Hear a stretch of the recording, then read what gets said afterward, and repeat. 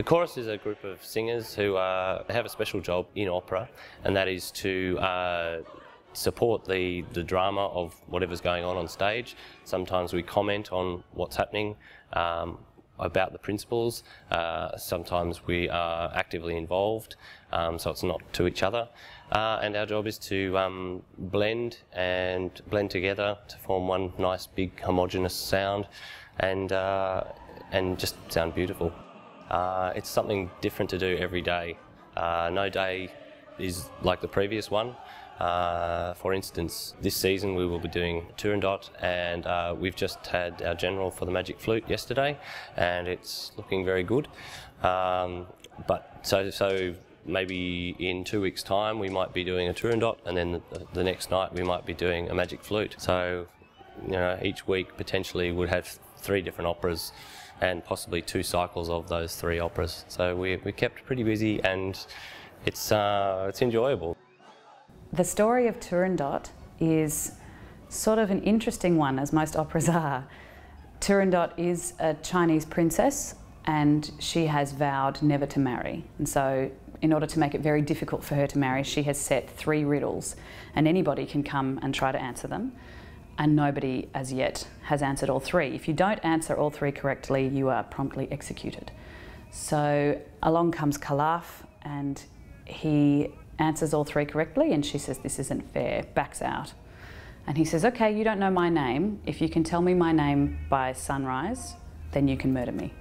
And so she tries and tries, and eventually finds out his name, and then you'll just have to come along and see what happens. For the chorus, it's a fantastic thing. You know, they get to be centre stage. You know, for a lot of the opera, a lot of it's about the chorus and what they do, and you know, their powerful voices and singing, and you know, the relationship with them, with the other cast members as well. So it's a fantastic opportunity for them. And Graham's got them moving all the time, so he's choreographed them moving all the time. They don't just come on and stand and sing.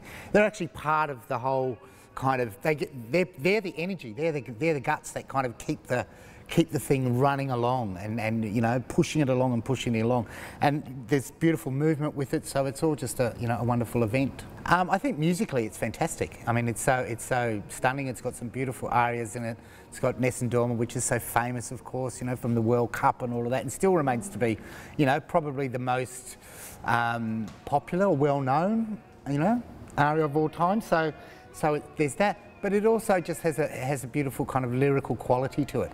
It's a great thing for the chorus. So by having so many people and, you know, bringing everything together, it's just a wonderful kind of event. And the fact of when Graham Murphy and Christian Fredrickson put this together over 20 years ago, it was just such a kismet of artistic ideas and artistic endeavours, and they really just forged this beautiful production from, you know, from the very beginning. So it's a very natural production to direct.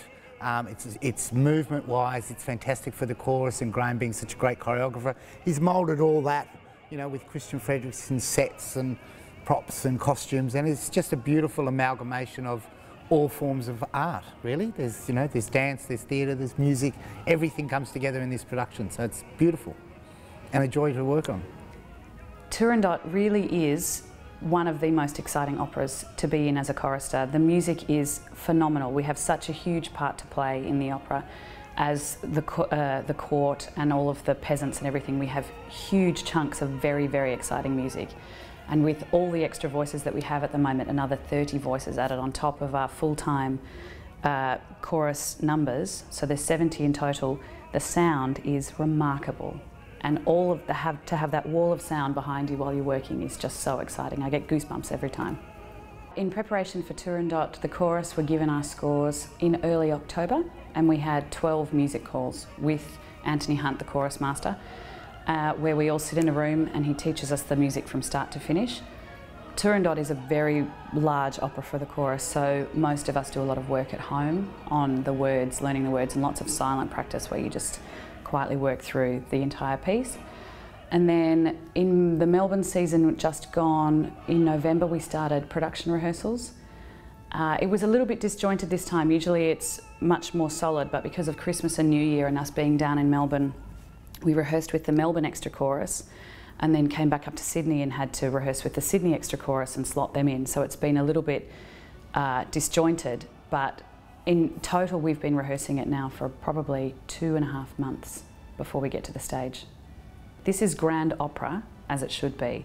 Incredible costumes, hundreds of people on stage, beautiful choreography, amazing production.